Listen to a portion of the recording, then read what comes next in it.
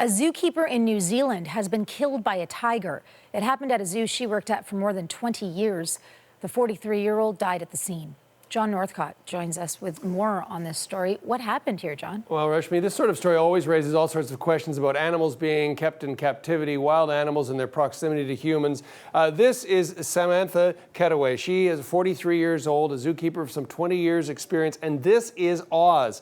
He is an 11-year-old Sumatran tiger. She now is deceased. His future very much up in the air as he is being kept in close quarters at the zoo. This is the Hamilton Zoo. Hamilton is a community about 130,000 south of Auckland in New Zealand, and there was a terrifying scene with people being ushered out of the zoo very quickly, and the zoo closed until Thursday. The tiger in question, very much a celebrity at the zoo. Here he is shown on zoo video dragging a huge boy full of water, demonstrating his strength for the community, for the zookeeping community. Of course, they are a very close-knit community, and this raises all kinds of not only emotional difficulties for them, but also concerns. Here's a zoo representative. We are deeply saddened to confirm the death of a female Hamilton Zoo staff member today after an attack by one of the zoo's Sumatran tigers this morning.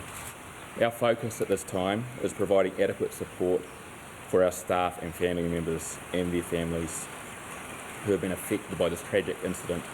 Hamilton Zoo will remain closed until Thursday while investigations are completed. What they're not sure about is how this exactly came to be. It seems as though the tiger, Oz, was out of his enclosure, that the enclosure was being cleaned, but he had been ushered to another safe area, but somehow he turned, somehow he attacked.